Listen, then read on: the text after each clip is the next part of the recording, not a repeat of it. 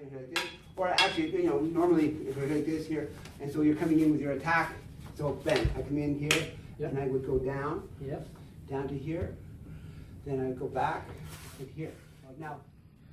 Hi guys, I'm here in Montreal, and I'm very glad to meet the FMA legend, TUHON Philip Gelinas.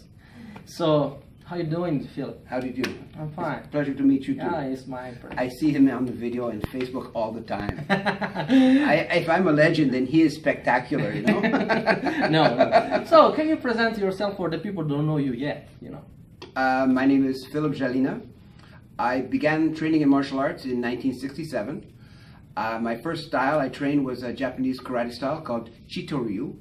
My teacher was actually, he was from France. He was a gentleman by the name of Tran Quang Ba. He was a political science professor and he moved to Montreal, taught at the University of Montreal.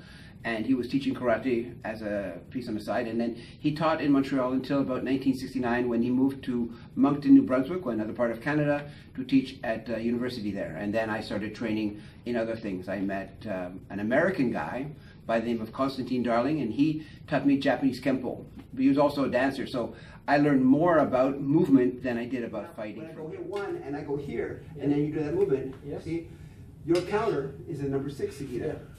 With tick. Tick, then boom. So that would be here. So I was doing this to you, bang, like this. One, and he starts throwing me. One, hit, and down. I see. So the idea is that, but number 2, for example, when I do here, 1, 2, here, and or let's say I'm able to do this. One, and I take it away, or the weapon's gone here. Now, but you're still here. But okay, you want to do that one? That's fine. So I go here, hit. And I push you, bang, and then whatever. While I was there, I had a friend of mine who was he was a guy that I went to high school with, and he told me about this style called Kajukenbo. And his teacher in those days had just moved to Canada from the United States. His name was Alexander Polentan, and he was there when those guys. In 1969, it was the time when the Americans were involved in the Vietnam War. And a lot of guys. By 1969, a lot of guys didn't want to fight there anymore. I mean, no problem. I have all respect for people who fight for their country, but sometimes you just think of yourself, okay, if I go and run into some bullets and I die and there's no reason, no benefit, no result, that was the way a lot of people were thinking in 1969. And so he came to Canada and he started teaching. He actually went to Vancouver, but Vancouver, if you notice, Vancouver is very rainy. So in Vancouver, they say, you don't tan, you rust. So he decided he didn't like the rain very much, and he came east to Montreal. And he started teaching, and then my friend went to his class, and then I started training with him, and I would train with him until he stopped teaching in 1980. And one of the last things he told me before he stopped teaching was, watch out for the old men with sticks. Just moving around, right here, and then striking. So bang, hit, bang, right. So I go here. Down here, right? So see. In case I need to block it. Exactly. Hit. Then I would come in like this. Great. I'd strike here. Okay. Nice. If I come from this angle, for example. Okay, that would be this here. So when I do this one, hit here, because from here we do something called breakout. Here, bang. Hit, down here. So the idea is that if someone the idea is that look, if you go here, the idea is the same thing. So now that's the backhand. Right. So the concept is the same. That the idea of a perpendicular strike or perpendicular backhand strike, they're the same thing. So when from here we do what we call break in. So here, boom, here. So now we go in case, so then I'm here. So I'm reacting to your reaction. So I'm doing this. I'm going here, trying to hit you with a pommel. And you're like this, right? So I'm going here. At this point, I'm going to step here to get, because right now, if you push me, I'm going to lose. So I have to get off the line. The zone, And then so I just go bang, bang. And so if something's happening here, like what I would want to do with this is come here, if that's my class, or here, and drop, hit, drop. And so then... So it's there that you start your FMA. Well, I started my search. And it turned out that he was actually, there was another guy named Greg Pedita, another Filipino, a friend of his, who was teaching in Montreal, who I met, but in those days they called it Penjat Silat. They didn't call it Kali or Eskrima or anything. It was like, it was just, you know, what do they call it? He had his crest was like a Filipino flag, and the guy was standing with two sticks, but in a hakama, and it was like, it didn't seem like something normal to me. So, so I never trained with him for that stuff.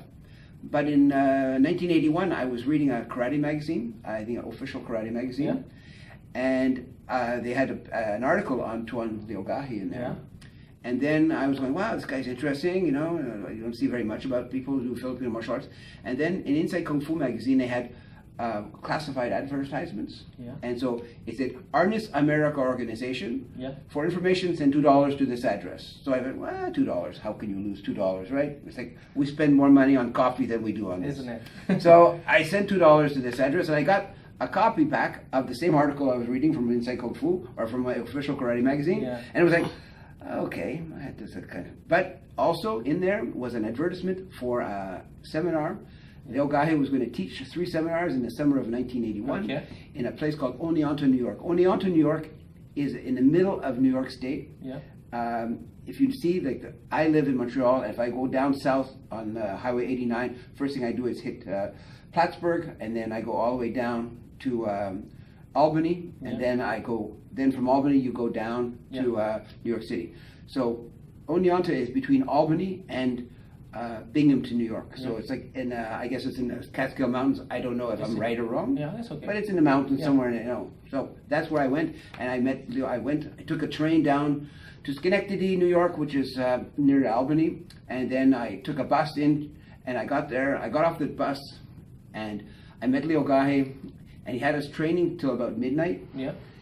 And then we met the next day. Eddie Jaffrey, the Pentecost Eddie Jaffrey, he came up from New York City. He was teaching there, and he had us doing squat kicks and sweeps. That weekend was, I would call it a watershed time, because it was like, my God, I have found paradise. Great. This is martial arts paradise. You can't. At the end of the weekend, I could not walk. My hands were covered with so many bandages because of this.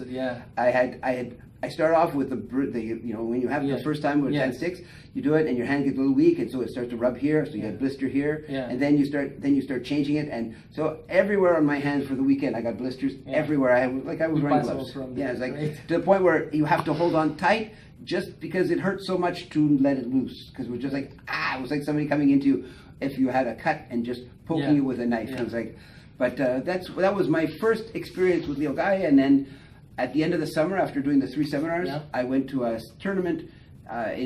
We had a tournament at the United Nations, and it was funny because I sort of won that tournament, but it wasn't I won it. We were tied. 3 people were tied for first place.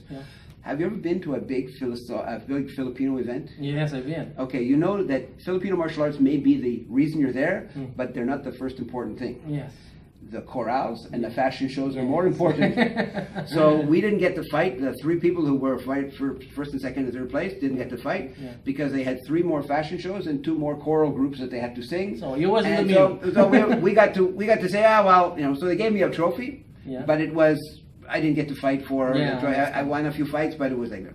But for me, it was fabulous. It was like, and one very important thing. The referee at that event was Dan Inosanto. I met Dan Inosanto for the very first time. So you had as referees Mr. Dan. Who was like, wow. Great. It's like you hear this guy and you check under his feet, so he's actually touching the ground, you know.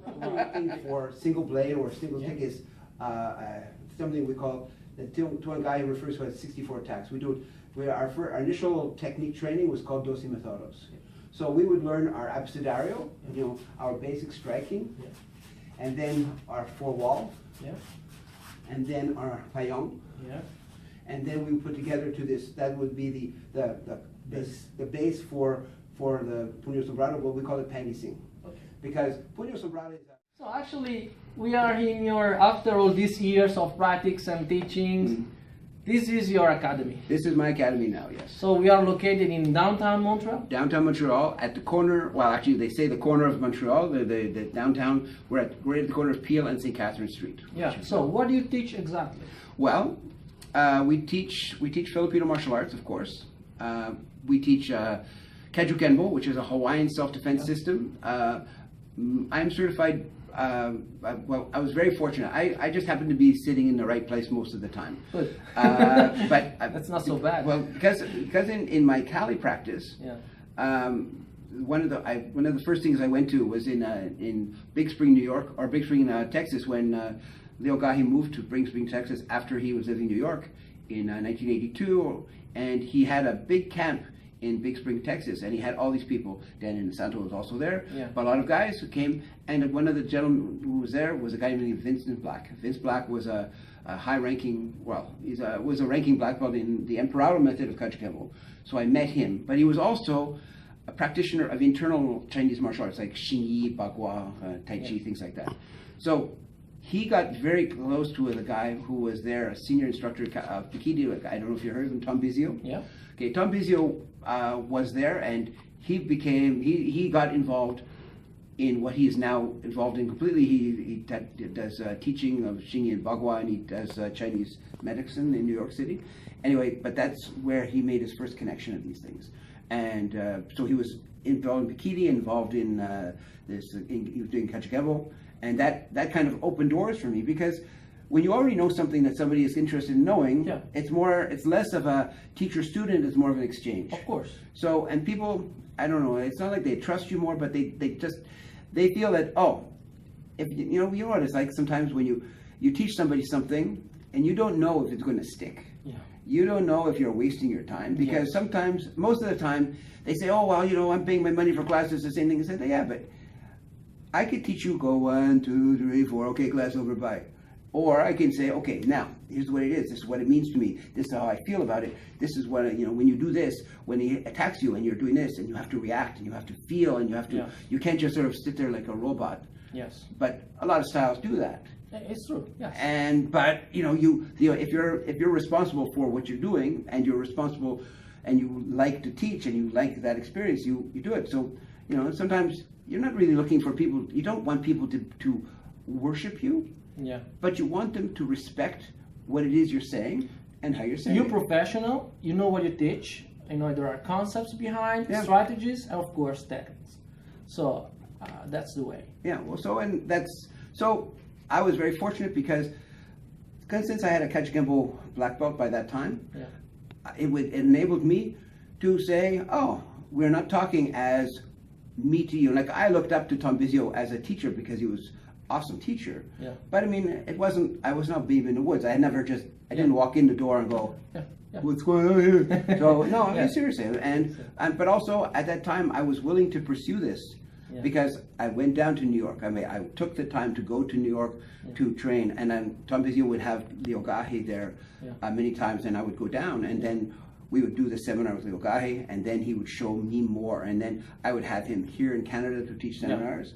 And as a result of these things, we became good friends, and I learned an awful lot of Pikidi, because there was, a lot of times, from your own experience that sometimes the real teaching isn't on the floor. Yeah. It's when you get to sit there and talk to somebody for a few minutes. A lot of teachings pass through there. Yeah, and sometimes things are good. So around the same time, actually earlier than that, I was very fortunate because my experience in Kajukenbo was pretty much the same thing.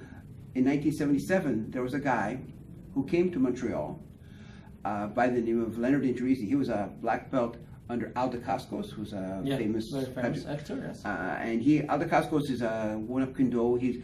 Wunapkundo basically is a Chinese name that they use for Kajukenbo. Yeah. Continual mixed fighting arts. Okay. And Leonard Indrisi was one of his high guys, and he was sent up to Canada because some guys from Quebec had gone down to Denver, Colorado, where he was, and said, hey, we'd like you to somebody come up and teach us. So Leonard Indrisi was sent up. Ironically, of course, none of those guys are still training in the Kajukenbo arts anymore, but I became very good friends. I was actually at a tournament one day, and this guy comes up to me and says, hi, I'd like to introduce myself. My name is Leonard Indrisi. I went, oh, wow, hi, how you doing? I'm a Kajukenbo black belt. I'd never met one of those before. Yeah. It was like, wow. Really? Yeah. I'd met Emperor before, but he'd come up, but it was like, when you see the head of the system, it's never the same thing.